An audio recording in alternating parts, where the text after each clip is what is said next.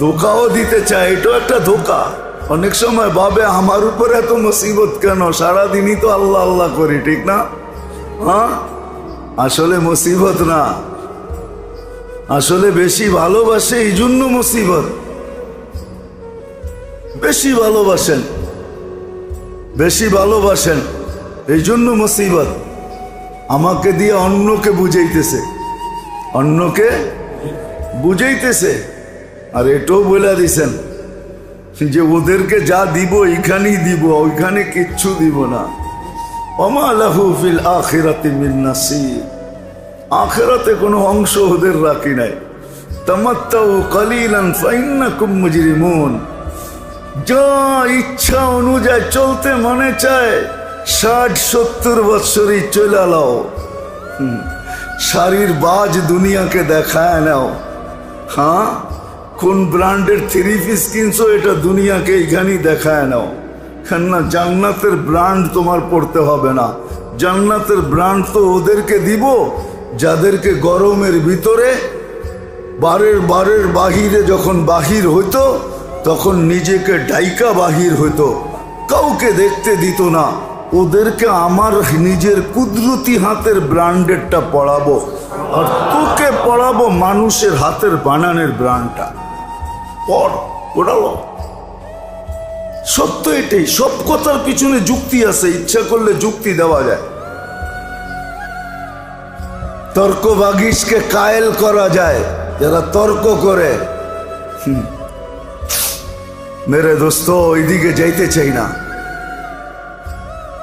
সত্য এটাই। তা আল্লাহ বলতেছেন আমার কাছে প্রিয় হবে, তাকুনু ইনদি মাহমুদা, যদি তোমার ইচ্ছাকে আমার ইচ্ছার অধীন করো।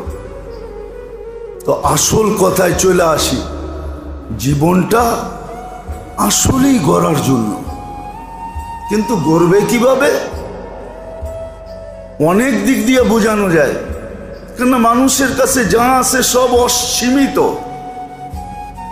আমাদের কাছে যা আছে এটা সীমিত, সীমাবদ্ধতা আছে।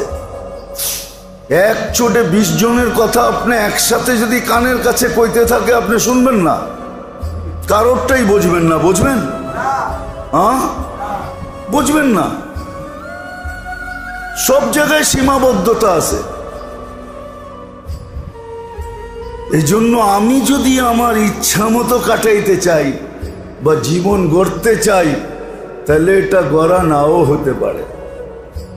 এই জন্য আল্লাহর ইহসান যে আল্লাহ এক ব্যক্তিত্ব আমাদের ভিতরে পাঠাইছেন।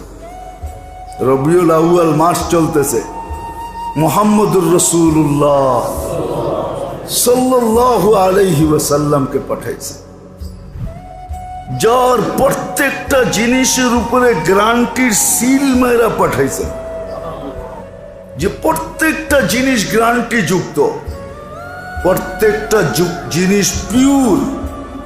আবার এই ঘোষণা দিয়েও পাঠাইছেন, হায় হায় আরেকটা কারণও আছে, কেন আল্লাহকে চোখে দেখা যায় না, আল্লাহর কথা কানে শোনা যায় না, আল্লাহকে ধ্যান ধারণায় যায় না কি? হ্যাঁ, আল্লাহর আকৃতি ধ্যান ধারণায় আনতে পারবেন? আনা যায় না, আল্লাহর ধ্যান ধারণায় আনা যায় না। আজকে আল্লাহকে চোখে দেখা যায় না। হ্যাঁ যায়, আবার এটাও ভুল হবে যায় না, তাহলে অনেকগুলো কথা মিথ্যা হয়ে যাবে। কিন্তু ওই স্তরে সবাই পৌঁছতে পারে না, ওটার জন্য একটা স্তর আছে, একটা সবাই পৌঁছতে পারে না। সবাই যদি পৌঁছতে পারতো তাহলে কবির কথাই সত্য হইতো, সাজার মে হাজার মে তেরে রঙ্গ বু হ্যায়, সাজার মে, বোঝেন সাজার, গাছপালা, তরু লতা, ফুল ফল, শাক সবজি, সাজার মে হাজার মে, এমনকি পাথর, তেরে রঙ্গ বু হ্যায়, আল্লাহ প্রত্যেকটার ভিতরে তোমার ছাপ। যেদার দেখতা হুঁ উধার তু হি তু হ্যায়, যেদিকে তাকাই ওদিকে তোমাকেই দেখা যায়। নাইলে আয়নার দোয়া এটা হইতো না। মানুষ যখন আয়নার সামনে দাঁড়ায় না, তখন আয়না দেখার দোয়া কি? আপনি আপনাকে দেখেন নাকি? একটা স্তর আছে, যখন ওই স্তরে পৌঁছবে তো আয়নার সামনে দাঁড়ায় বলবে হাসান্তা খালকি হাসান্তা, তুমি তুমি তুমি। তখন নিজেকে দেখে না, আল্লাহকেই দেখে। তুমি আমাকে এত সুন্দর বানাইলা, আমার শরীরটা গঠনটা এত সুন্দর। ফাহাসিন খুলুকি, গঠনটা যখন সুন্দর করছো, তাহলে ভিতরটাও তুমি সুন্দর করে দাও।